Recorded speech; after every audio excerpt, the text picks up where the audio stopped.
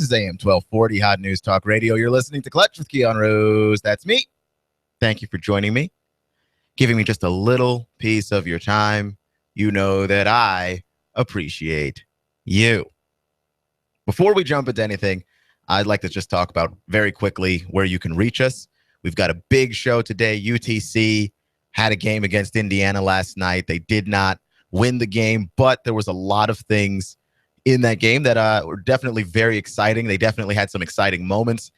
Didn't quite get the production from Robert McClain that they would have liked early enough. He did have his moments in that game as well, especially the big three-point shot going into halftime. But we'll talk about the Mocs in a little bit.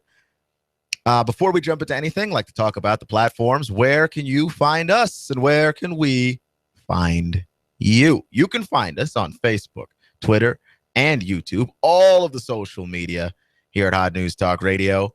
You can find those things, and we have all kinds of news stories for you to go through. If it's happening in Chattanooga, we're on top of it. We'd love to hear your opinion. We interact with you. We'd love to talk to you and hear from you.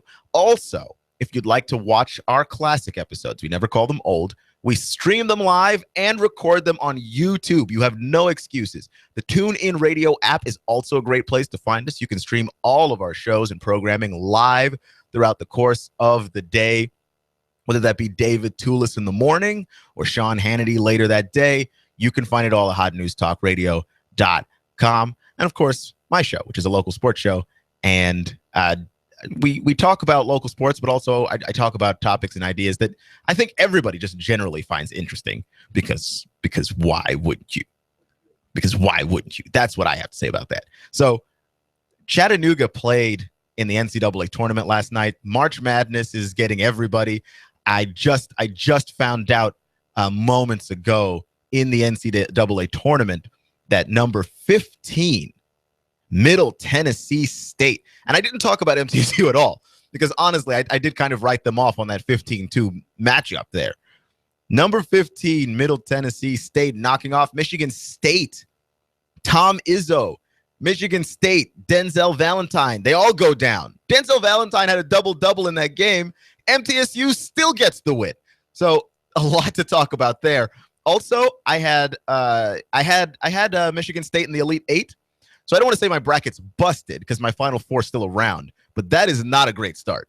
I'm telling you, that entire region of the bracket was rough for me. I didn't get a single thing right. Miss Seton, Utah, Dayton, Michigan State now. It's not great. We're not off to a great start at all, you know? But Middle Tennessee State with the upset on Michigan State. I'm going to talk about this a little bit before we get into the show on UTC, because I did have some audio from that game last night. UTC played very well, and this is a great jumping off point. I hope that they can repeat their success next season and hopefully get an even higher seed in the tournament so that they're not faced with such a difficult challenge early on. And also Indiana, they were underestimated going into the tournament for sure. They had a lot of things in the Big Ten. First of all, the Big Ten is a conference this season got undervalued a lot. I specifically undervalued them, so I'll take the hit on that one. The Big Ten didn't look as strong as they usually look. This is not Izzo's best team. This isn't a great Indiana team. We didn't have, an Illinois. Obviously, Maryland did a great job, but Maryland is still so ACC to me. I don't even see the Big Ten distinction. They're in that conference, but they don't play like that conference. They don't look like that conference at all. They just look like an ACC team doing a Big Ten challenge. So I don't see that at all. So I thought Indiana coming up against Tennessee, Indiana coming up against the Mocs, rather. I thought the Mocs had a puncher's chance to win that game, and they kept it very close. They kept it close in the first half. Lost Indiana a little bit. I think Indiana inside was just bigger than UTC, and it showed. It showed. All of the key rebounds Indiana got. All of, maybe even not even the key rebounds. Any rebounds that happened, Indiana got. All of the putbacks, the second chance points, it all went Indiana's way, and it was a lot to overcome for the Mocs. I think they did a good job staying out of foul trouble. I think they did a good job of playing their game. They didn't allow Indiana to push them around or to influence them at all. But ultimately, when you're not getting rebounds and you're trading buckets and you're down 10 and then you're down 15, it's hard.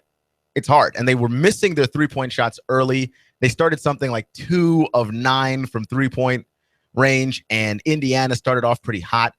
It just got very out of hand very quickly once we came back from halftime. But head coach Matt McCall, he's got a bright future, like to the point where we were talking about him in the broadcast of the game. The announcers are talking about Matt McCall and how talented a coach he is. And you could see in the way that UTC was playing that they're a very well coached bunch of guys. Their plays that they were running, incredible. I mean, they had a lot of great looks, just the shots did not fall for them at that point, and the game began to run away, and Indiana just had the better athletes in the end, and that was just not going to be one you were going to hang on to. We've got some audio from the game coming up very shortly. We also have just the most hilarious response to a reporter that I've ever heard in my life. If you watched the Baylor and Yale game yesterday, Baylor loses to Yale in one of the bigger upsets of yesterday, but 12s beat 5s a lot. But in one of the bigger upsets of yesterday, Yale, Ivy League school, beaten Baylor, and Baylor was bigger and stronger, and they were out rebounded by a lot, quite frankly. Not by a lot, but they were out rebounded by a great deal on the offensive glass, and it just seemed weird. So the reporter asked, what's the deal? Why did you get rebounded? Why did you get out rebounded like that? Like, what is the problem? How is it that you got out rebounded? And you know what happened? The Baylor player responded, and I don't want to butcher his name, like I see it, but I just butcher his name constantly, so I don't want to butcher it. But he basically said, this is how did we get out rebounded by Yale? You go up, you grab the ball off the rim, you secure the rebound, and that's called a rebound. And they got more of those than we did. That was an amazing quote. That was a hilarious quote, and probably one of my favorite of the day. But let's give you a rundown here of what happened with the Mocs. UTC got out in that game. They were trading punches with Indiana. They were hanging in the game. Indiana got the lead out to 9. The Mocs pull it back down, and then this happened. McClain goes coast to coast and finishes in traffic. And Robert McClain runs the offense basically on the fast break. And to that point, he had been held fairly silently in that game. He just didn't Indiana didn't allow him to get off the way that he normally would. And then he started to get going a little bit. And right before halftime, he was able to knock down a very big shot to keep UTC in the game. I wouldn't even think of trapping the ball screen here when he turns the corner. Let the others zone up. Takes the 3. Oh, McClain finally gets some production out of McClain. You thought otherwise, Coach. I know, but they go under and don't really get up. I mean, that's faulty D. They went under the screen against McClain. He rose and fired the shot and was able to knock it down. But, the reason why UTC couldn't win that game, ultimately, Indiana, too much strength, too much firepower. Oh, has a new career high of 14. I mean, just a reverse dunk. Indiana just has some great athletes on that team. Guys I'd never heard of, and guys that honestly didn't even play this well until yesterday. They just realized, oh yeah, we're in the tournament, and they started popping off. And there was no slowing them down. There was like, these guys started running the floor, and you're just like, how do we stop them? They were just bigger down low than the Mocs were. But we're looking forward to more great things from Chattanooga. So that was that. MTSU, though, that's today. I didn't even have time to prepare for what happened there.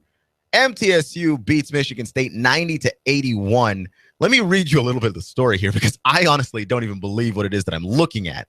But number 15 seed Middle Tennessee State sent the biggest shock yet through the NCAA tournament on Friday, knocking off second-seeded Michigan State 90-81 in the first round. Reggie Upshaw scored 21 points to lead the balanced Blue Raiders, 25-9, who shut down the Player of the Year candidate Denzel Valentine, which Denzel Valentine, outside of Ben Simmons, in terms of just college athletics, doing what the college committees like, Denzel Valentine's like the best player in college basketball. He is. He's the most well-rounded. That's the stuff that they like. Like, you've got good grades off the floor, and then he's the most well-rounded guy. He's incredibly talented with the basketball in his hands. He's a talented passer, shooter, scorer, rebounder, defender, just a well-rounded dude. And he played well in that game. Denzel Valentine got a double-double. He was 13 points, 12 rebounds. And so you're like in a game like that where your best player plays incredibly well. Your other players also play well, because I'm looking at the box score, and it's not like Michigan State played poorly. They just got outgunned by MTSU. And I don't know how on earth something like that happens. They just got outgunned. The Raiders, like take a look at this box score here, because this is ridiculous. Reggie Upshaw, 21 points, 4 assists, 4 rebounds in 38 minutes. Because a lot of these lower seeded teams, they need overtime. Like Arkansas Little Rock yesterday needed double overtime to get the win. This was not one of those cases. This is the one where the lower seeded team came ready to show up. Giddy Potts, 19. Perrin Buford, 15. Darnell Harris adds 15.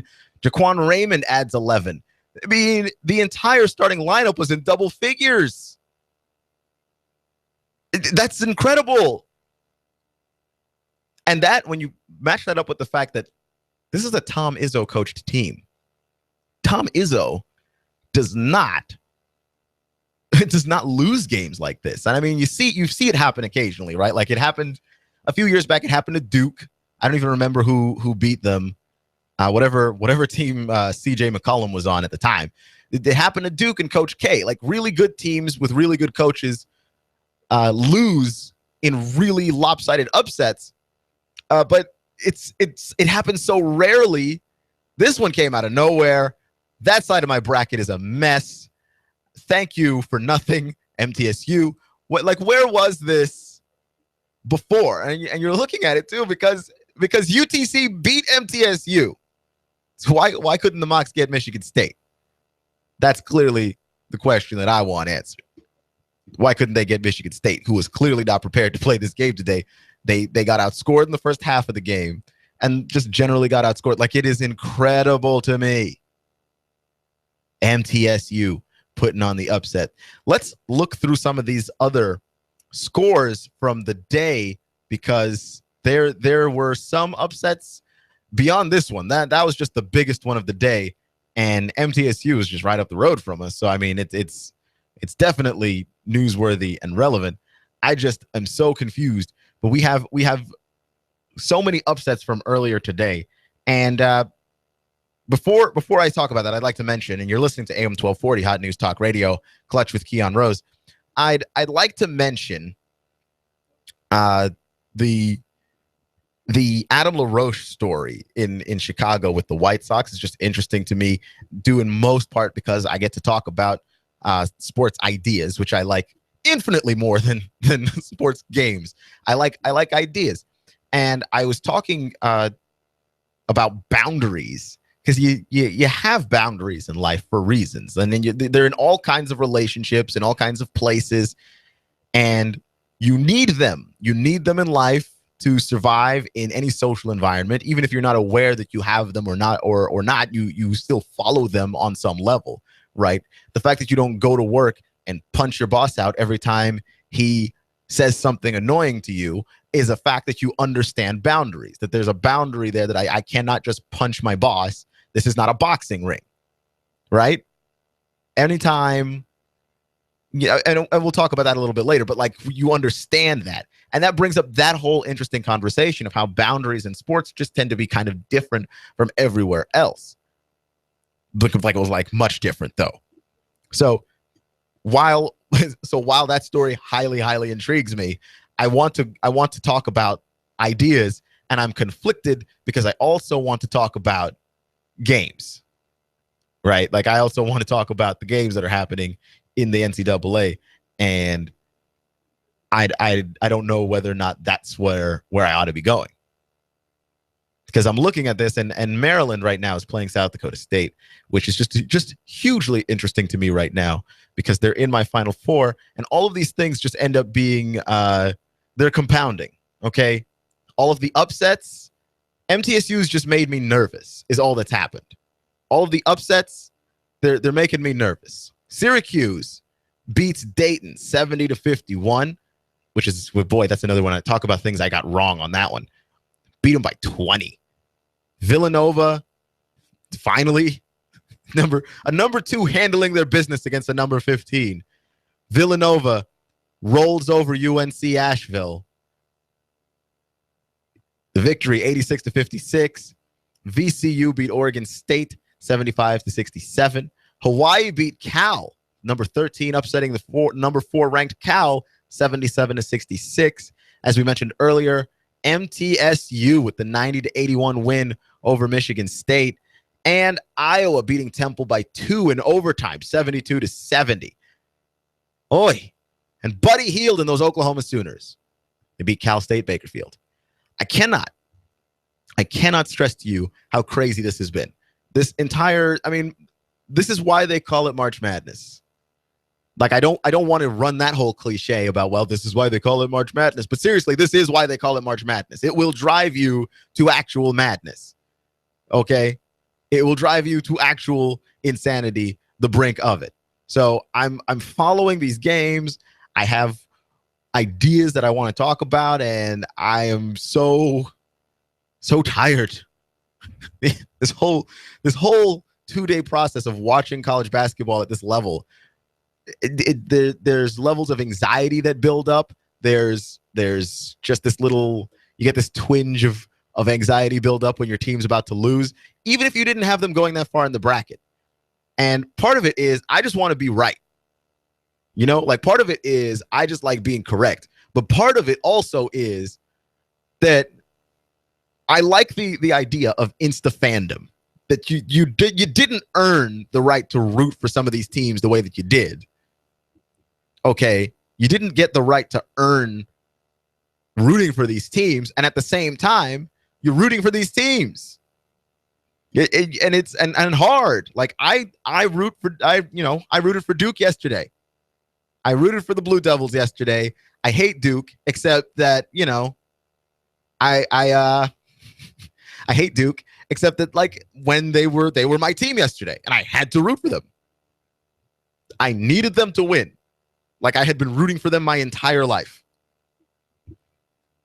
That's one of those things. This is AM 1240 on News Talk Radio Clutch with Keon Rose.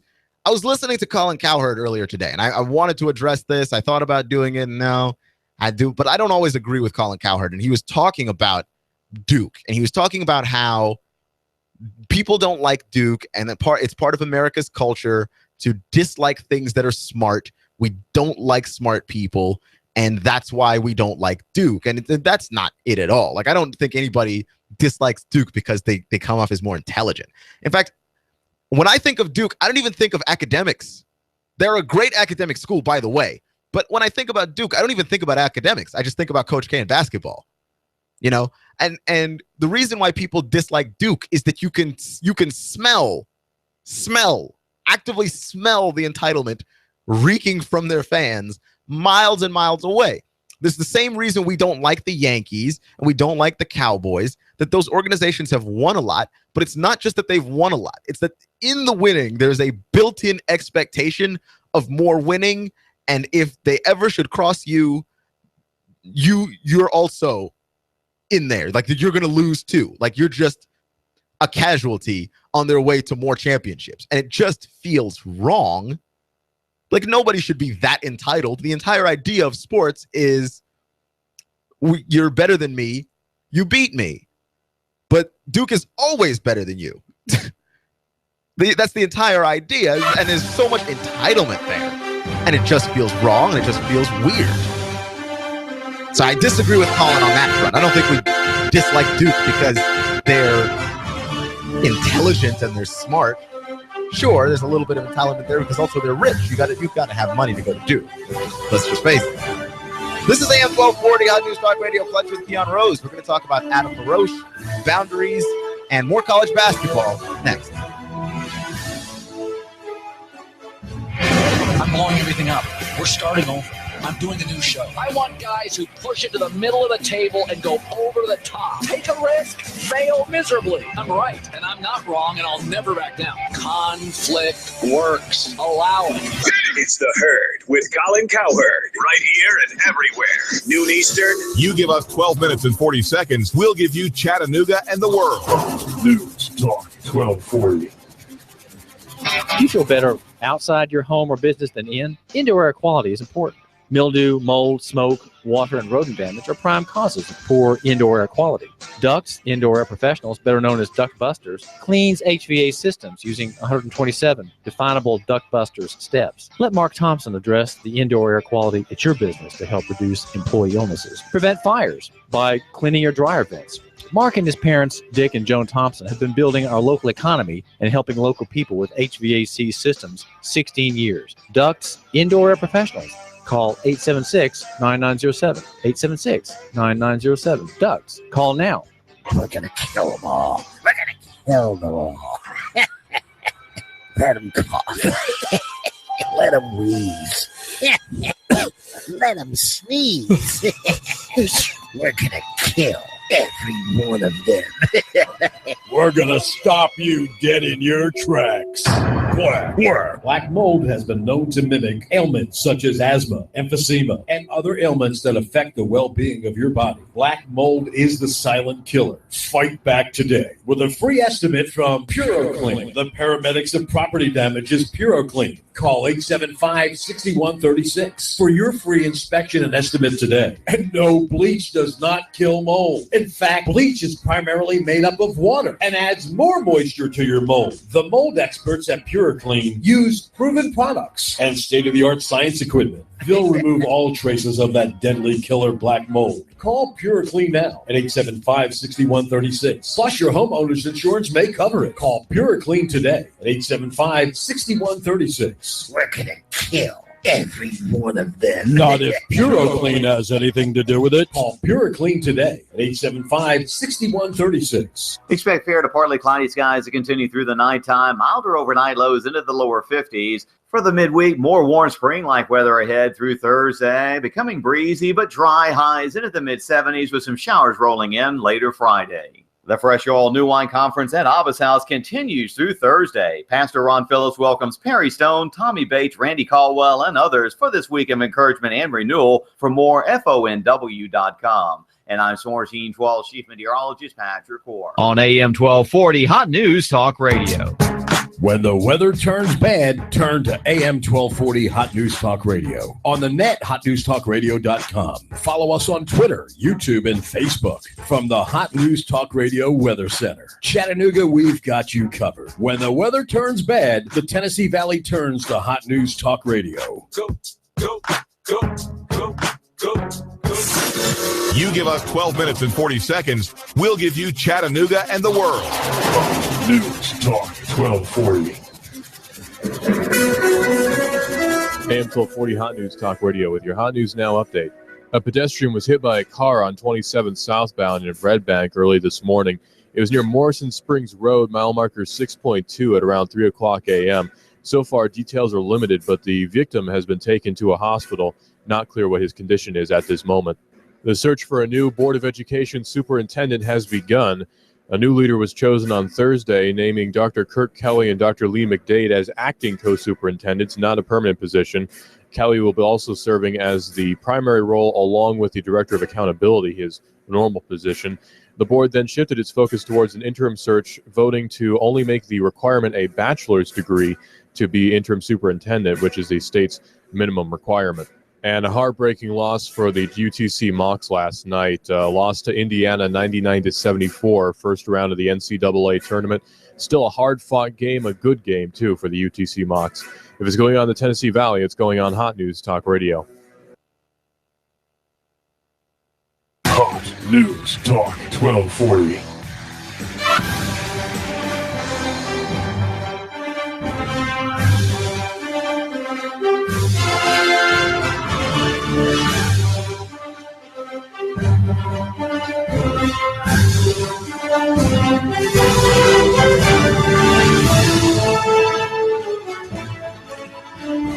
You're listening to AM 1240 Hot News Talk Radio. Clutch with Keon Rose. That's me. Thank you for joining me today, giving me just a little bit of your time. You know that I appreciate you.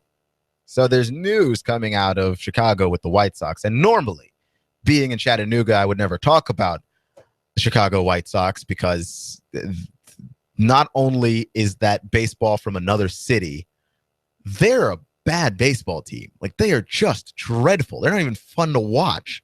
If you want to talk about a team that just takes the absolute joy out of watching baseball, try and sit down and survive 9 innings of the White Sox. Like, unless Chris Sale is pitching, you got nothing, man. They're just dreadful baseball. I mean, they're like the anti-Royals.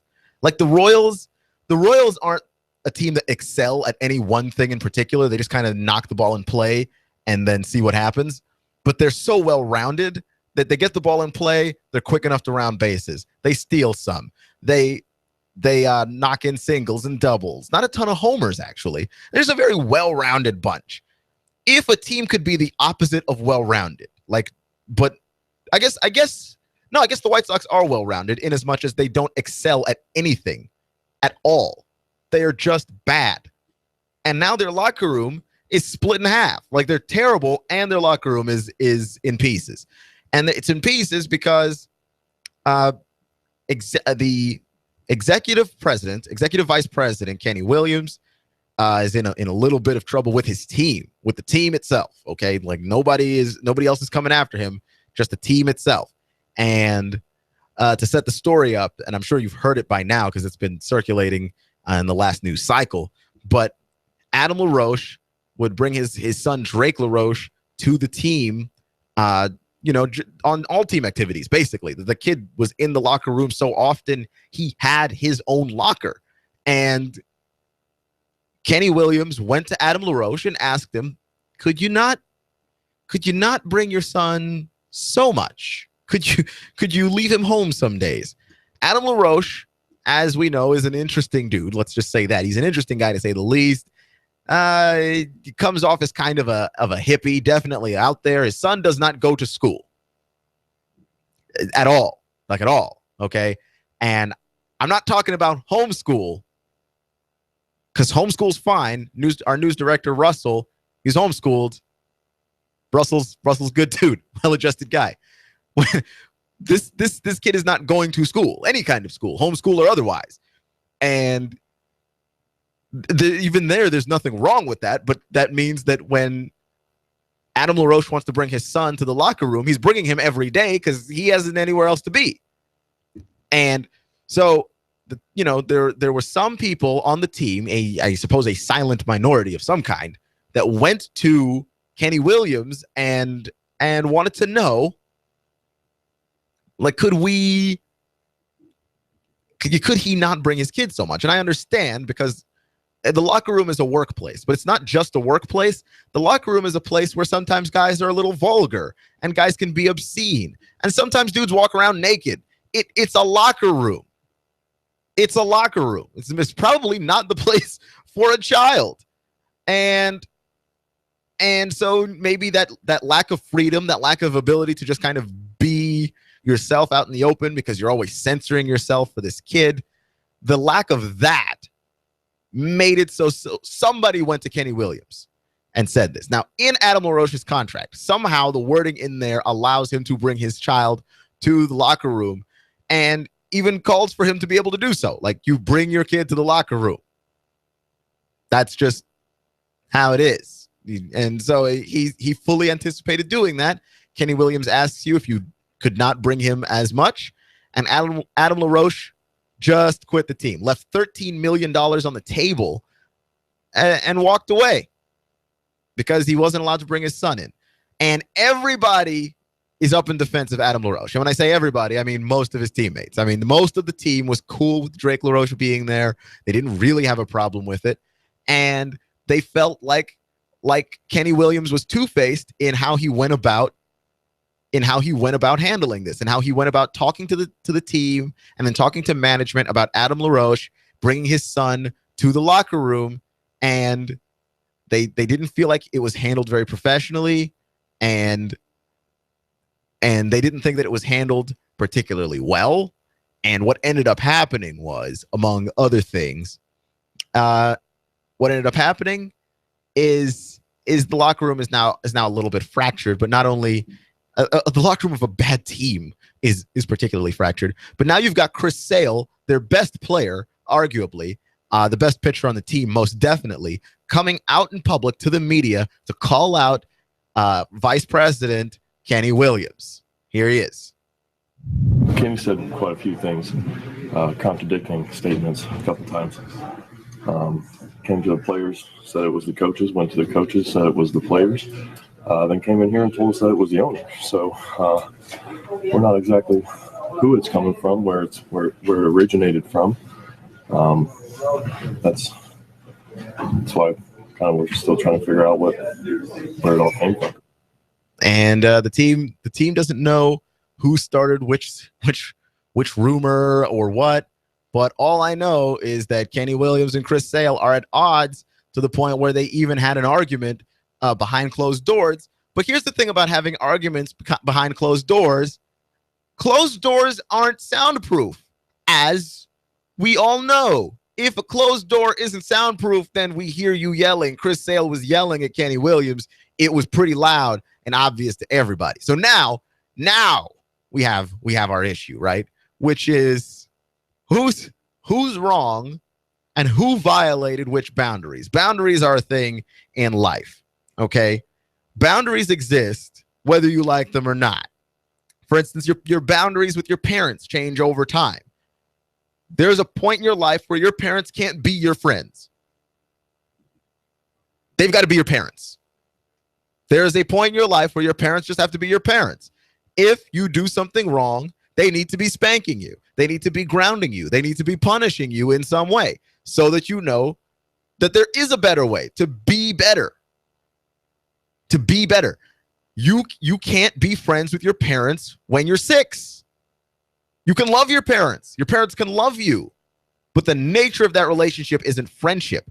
You get older, you get to college, you get married, you start to move out to your own home. You can relate to your parents a little bit better. Your parents can relate to you, and it's no longer their job to discipline you and punish you if you do something wrong. Life is going to pretty much handle that from here on out. Then the nature of that relationship changes. The boundaries change. Okay? You can't have, if you're, and there are guys that'll get in trouble with this. I'm telling you, there are guys that get in trouble with this all the time, that they'll be dating somebody, they'll have a fiance, they'll be married, but they'll have a lot of female friends, a lot of female platonic friends. Well, guess what? The nature of your dating/married relationship, the nature of that relationship implies inherently that you can't have that many of those friends. Okay. And it's not even that men and women can't be friends, but it is incredibly difficult, and you do need to acknowledge that. What ends up happening, though, is that when you get close to people, attachments form. You can't treat a platonic female friend like a girlfriend, and vice versa. The boundaries of those relationships are very different. Nor can you treat your significant other like the boys. The way that you act when you and the fellas are just kicking it, you can't act like that with her. You shouldn't act like that with her. It's a different relationship. It's a different context. The boundary lines that surround it are very different. Okay, there's a reason why it's very difficult for people to loan money to their family members. Loaning money changes a lot of boundaries. Loaning money changes the nature of a lot of these things. And so the boundaries that are being clearly warped in this are the fact that, a locker room is kind of like a family. It's a different family than your typical nuclear family structure, right? Mom, dad, kids. That's your prototypical nuclear family structure. That's just they're there. Those are the basic elements. Those are the basic elements of that family. Mom, dad, children, right? Locker room is different than that, but those bonds are as strong. What ends up happening with Adam LaRoche bringing his son Drake LaRoche into the locker room with these grown men is that he's bringing a member of his prototypical nuclear family structure into a locker room family structure, and it's those two relationships are just very different. Okay, like the guys that you go to war with, if you've been in the military, not the same as your child or your wife. It's not the same. It's just not the same. I think we can all agree on that. And the nature of those relationships, because of what you're asked to do for another person, what you're asked to do to be relied upon, your responsibilities in that quote unquote family are different. And what Adam LaRoche is doing by bringing Drake LaRoche to the locker room is combining the two. And it's not mixing well enough to where everybody in that locker room is inherently comfortable with it. There's a lack of comfort there for everybody in the locker room. And you're listening to AM 1240 Hot News Talk Radio, Clutch with Keon Rose. Thank you for joining me today, giving me just a little piece of your time. I definitely appreciate you listening to the show. We're talking about Adam LaRoche and the fracturing of the Chicago White Sox locker room. And this is not even to pretend or anticipate that this team is a very good baseball team, because they're certainly not. But this is an interesting thing that can happen in any locker room in a lot of different sports. And the first boundary that kind of got faded through was the boundary of Drake LaRoche, Adam LaRoche's son, being so prominently a member of the team. The kid had his own locker. He had his own locker, okay? That's incredible. It's incredible. Right? Like it's unbelievable. And it drove Chris Sale to come out and say this about Kenny Williams, who basically drove Adam LaRoche from the team. Kenny said quite a few things, contradicting statements a couple times. Came to the players, said it was the coaches, went to the coaches, said it was the players, then came in here and told us that it was the owner. So we're not exactly who it's coming from, where it originated from. That's why kind of we're still trying to figure out where it all came from. So players still feel betrayed by this guy who's supposed to basically be running the team, and they don't like him as a leader. They don't like him as a leader. And Chris Sale also mentioned that not just that Adam LaRoche was a respected member of the team, but that if anybody other than Kenny Williams had handled it, that maybe Adam LaRoche would still be on the team.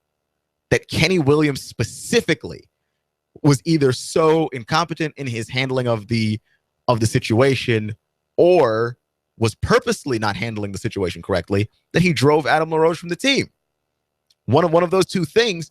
And Chris Sale, again, best player on the team. So now you're looking at where the best player is standing up for a guy that, Adam LaRoche wasn't good. He was batting in the 200s. He wasn't playing well, but he was well liked on the team. His son was well liked in the clubhouse. And you've got the best player for the team going to bat against a small minority of the team that did have some kind of problem with Drake LaRoche being there.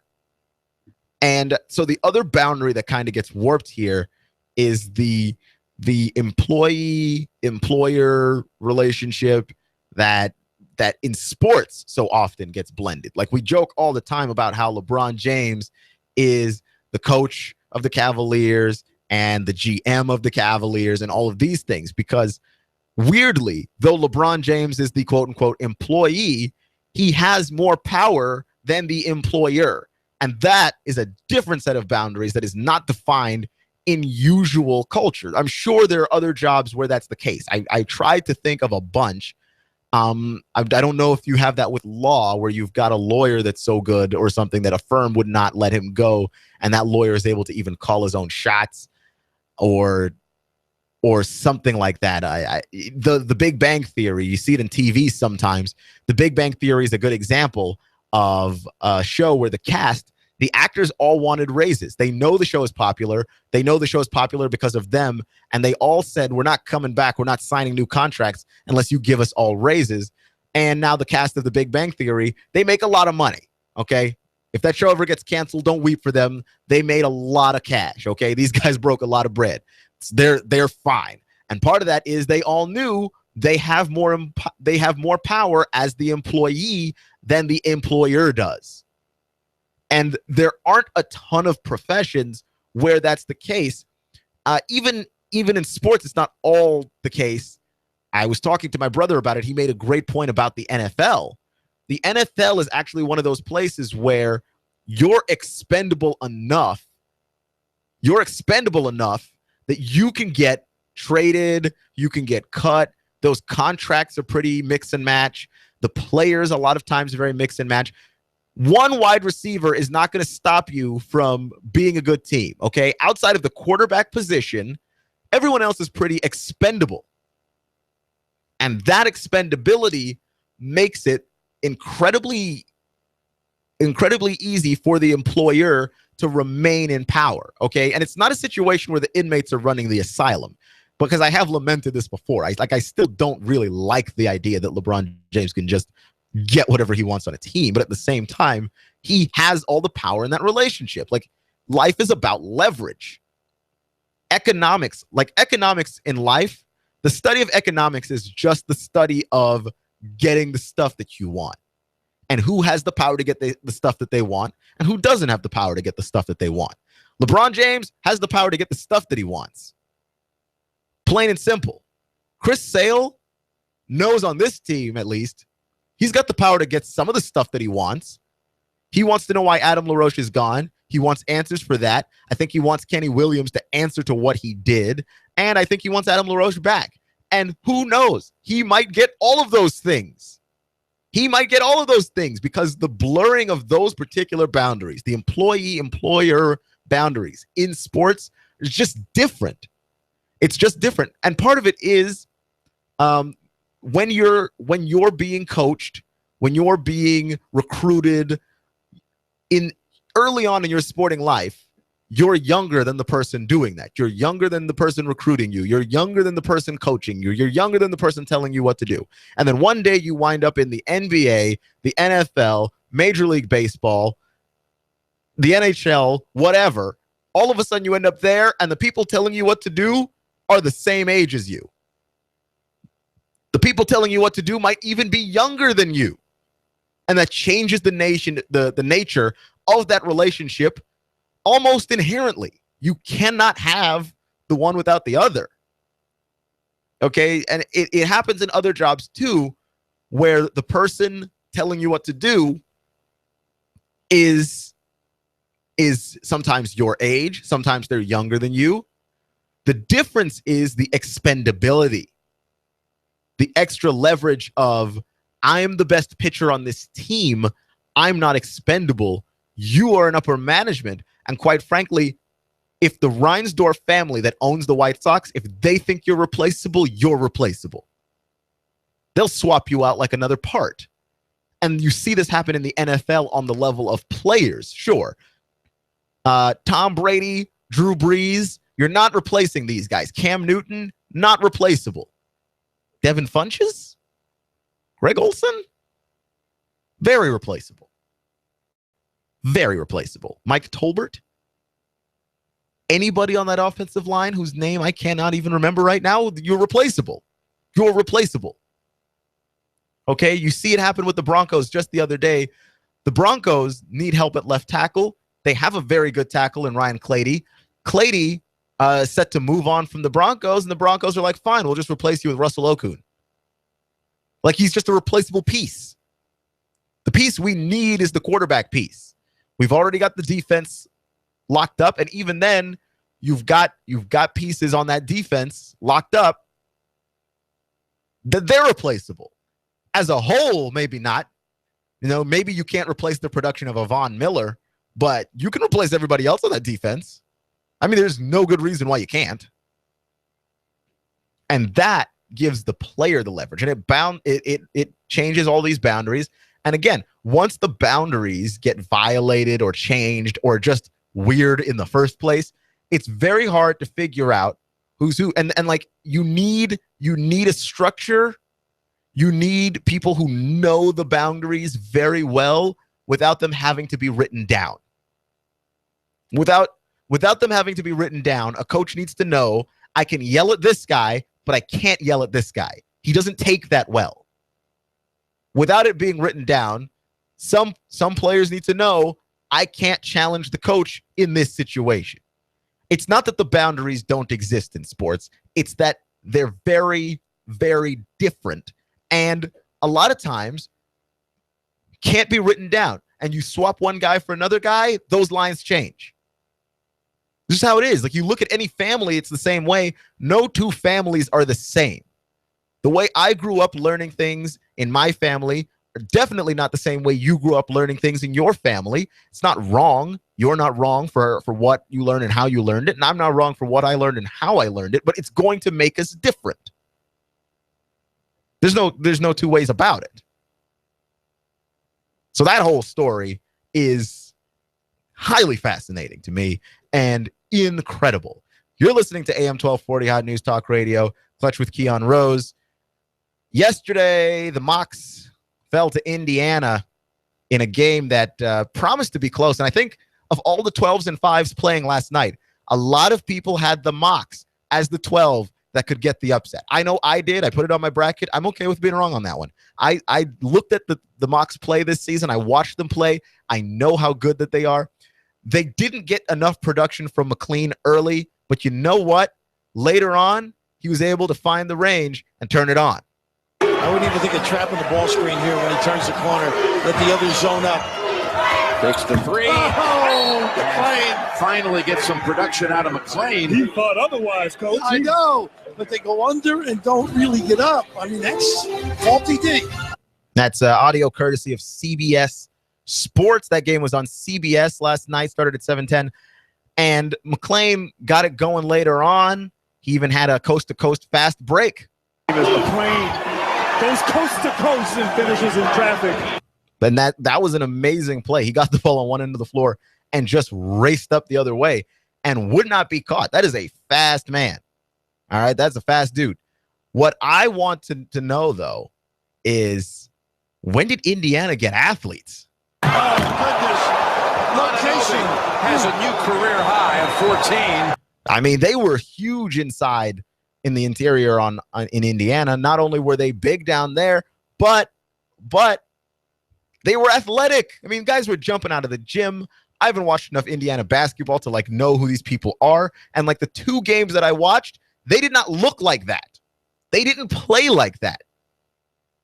That's ridiculous. Indiana did not look like or play like that, and suddenly they turned it on against the Mocs.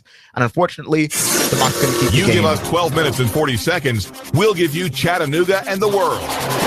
News Talk 1240. Unfortunately, the Mocs couldn't keep the game in range, and that's the way the cookie crumbled there. But still, a lot to build on for Matt McCall and the UTC Mocs moving forward. Hopefully they make the tournament again. I think that they could be primed for a tournament run with the players that they have returning. This is Clutch with Keon Rose. Remember, it's not how you start, it's how you finish. And I'll see you in 72 hours.